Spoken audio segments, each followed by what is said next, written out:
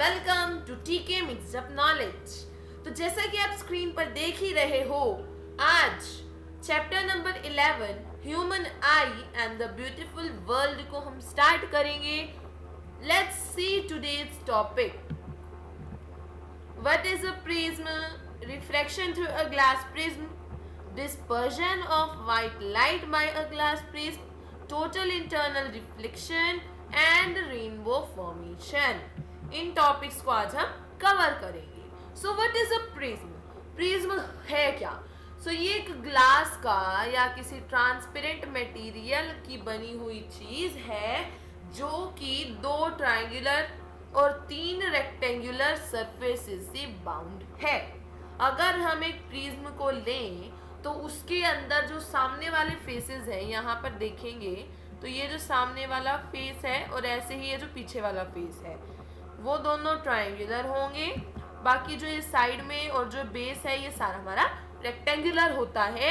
तो इस तरीके से 2 ट्रायंगुलर और 3 रेक्टेंगुलर सरफेसेस एक प्रिज्म के अंदर होते हैं और ये सभी एक दूसरे की तरफ इंक्लाइंड होते हैं। These all are inclined to each other।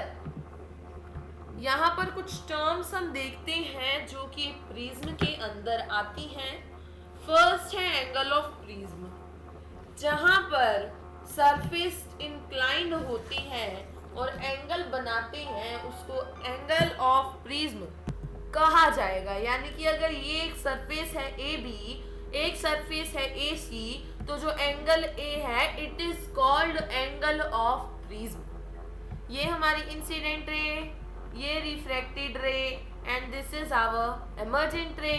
अब जो इंसिडेंट रे और नॉर्मल के बीच का एंगल हुआ उसको क्या कहेंगे? एंगल ऑफ इंसिडेंस कहेंगे। नॉर्मल और रिफ्रैक्टेड रे के बीच का एंगल क्या कहा जाएगा? एंगल ऑफ रिफ्रैक्शन कहा जाएगा। एमर्जेंट रे और नॉर्मल के बीच का एंगल क्या कहा जाएगा? एंगल ऑफ एमर्जेंस कहा जाएगा। So the angle between normal and the incident ray is called angle of emergence. Angle between refracted ray and the normal is called angle of refraction, and the angle between emergent ray and the normal is called angle of emergence। एक और important जो angle है यहाँ पर आता है angle of deviation. ये हमारा एंगल ऑफ डेविएशन है जहाँ पर इंसिडेंट रे और प्रोड्यूस्ड एमर्जेंट रे जो होती हैं वो एक दूसरे को इंटरसेक्ट करती हैं और एक एंगल बनाती हैं, उसको एंगल ऑफ डेविएशन कहा जाता है।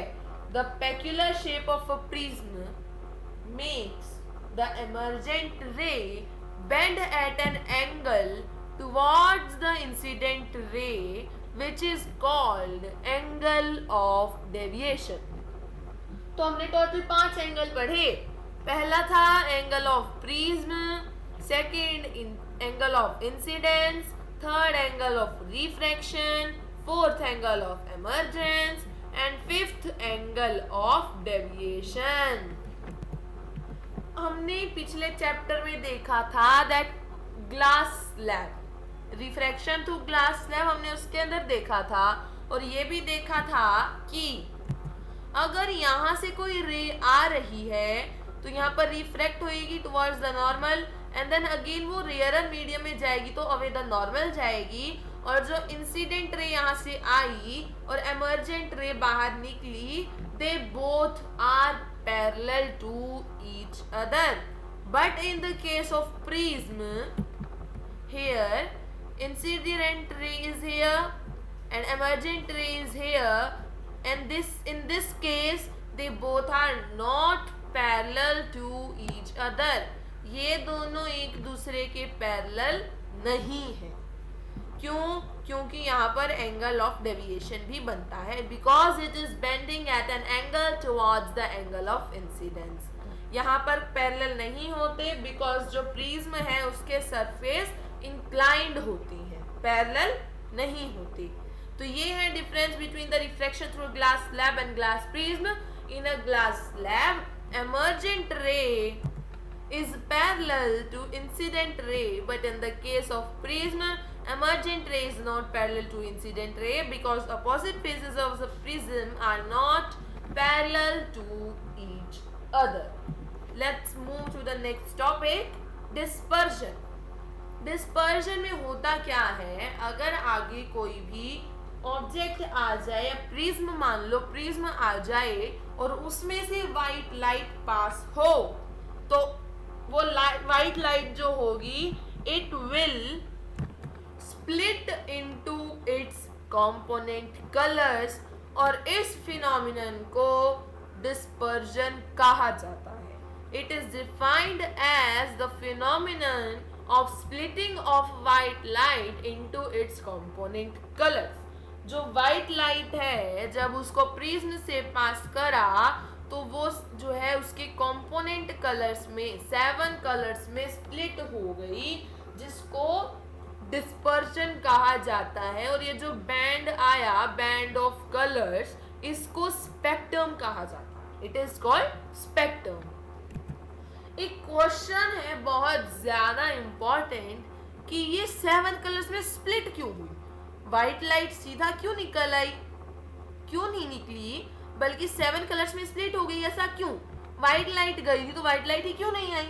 तो इसका रीजन है कि जब व्हाइट लाइट को भेजा गया तो व्हाइट लाइट के अंदर, तो white light is made up of 7 colours named violet, indigo, blue, green, yellow, orange, red. इन 7 कलर्स से बना है व्हाइट. अब इन सभी जो कलर्स की वेवलेंथ है, लैम्डा है, इट इज डिफरेंट. रेड की वेवलेंथ सबसे ज्यादा, देन ऑरेंज की थोड़ी कम, फिर येलो की कम, फिर ग्रीन. इस तरीके से उनकी जो है वायलेट की सबसे कम हो जाती है.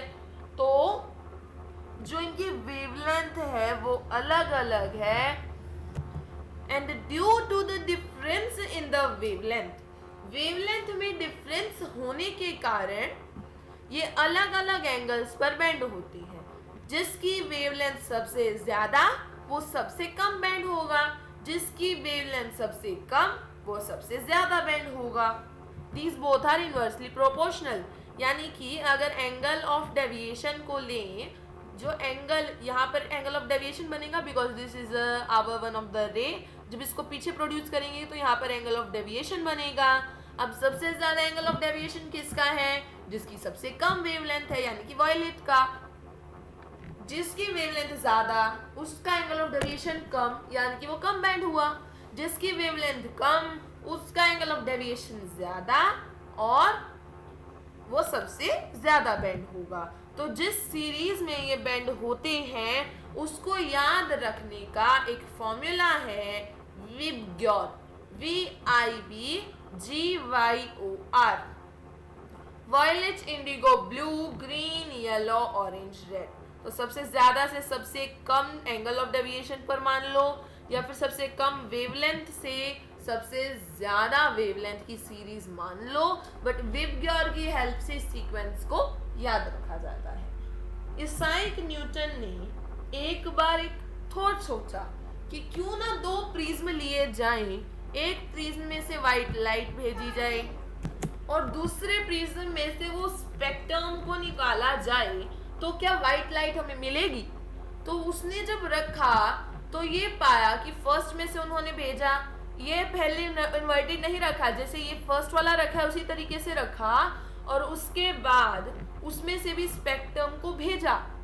तो उन्होंने ये पाया कि आगे भी वो 7 कलर्स ही आए, यानी कि जो रेज ने भेजी, जो हमने बैंड भेजा वो सेम निकल आया.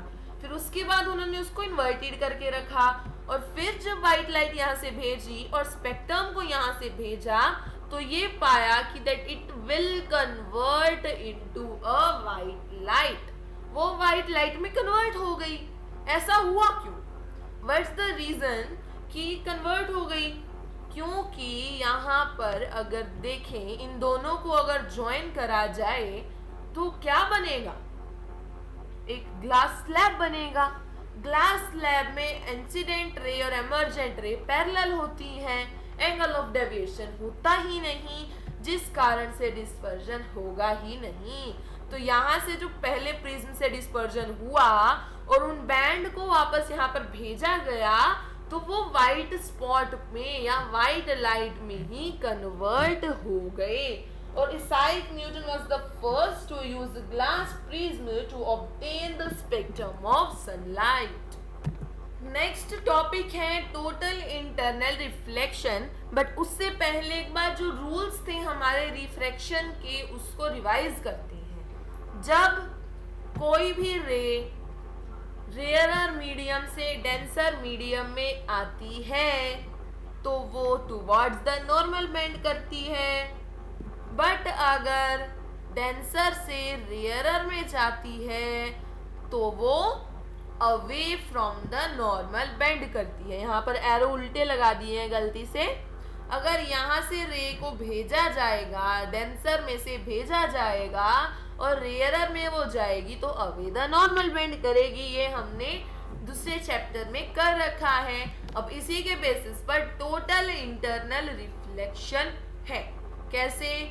एक ये हमारा रेयरर मीडियम है, ये हमारा डेंसर है। अब डेंसर में से रेयरर में भेजा तो वो क्या हुआ? अवे द नॉर्मल बेंड हुआ। अब ये हमारा एंगल ऑफ इंसिडेंस है, तो हम इजीली कह सकते हैं अगर ये 30 डिग्री है तो ऑफ कोर्स ये 30 से तो ज्यादा ही होगा, because it is bending away from the normal. About 45 to 50 degrees ये एंगल आ जाएगा। अब हमने यहाँ से एंगल जो है उसको बढ़ा के 50 कर दिया, अबाउट 50 के आसपास कर दिया, तो ऑब्वियस ही बात है यहाँ से बढ़ा है तो यहाँ से भी बढ़ेगा। और यहाँ पर वो इतना बढ़ गया that it is perpendicular to the normal, यानी कि यहाँ पर 90 डिग्री का एंगल इसने बना लिया। तो ये क्या केस हो गया? It is the case of critical angle. यहाँ पर इंसिडेंस का जो एंगल है, angle of incidence, it is the critical angle. उसने कर दिया, क्या करा उसने एंगल ऑफ रिफ्रैक्शन को इतना बना दिया कि वो नॉर्मल के परपेंडिकुलर हो गया। So this is critical angle. और जब क्रिटिकल एंगल को इतना और थोड़ा बढ़ा दिया तो क्या होगा? अब इसको थोड़ा सा और आगे ले गए रे को, तो क्या हो जाएगा? क्रिटिकल एंगल से थोड़ा सा और बड़ा हो जाएगा। और बड़ा होने के कारण जो ये रे परपेंडिकुलर थी ये और एंगल बढ़ेगा और ये वापस उसी मीडियम में आ जाएगी जिस मीडियम में हमने उस लाइट को भेजा था। यानी कि जब हमने क्रिटिकल एंगल से ज्यादा कर दिया एंगल को तो वो उसी मीडियम में आ गई जहां से हमने उसे भेजा था। इसे कहते हैं total internal reflection. The complete reflection of a light रे reaching an interface with the less dense medium when the angle of incidence exceeds the critical angle. critical angle से जब ज्यादा हो जाए तो उसको टोटल इंटरनल रिफ्लेक्शन कहा जाता है। This was part 1 rainbow formation को नेक्स्ट वीडियो में कवर करेंगे। Thank you guys. आगे के पार्ट जरूर देखें।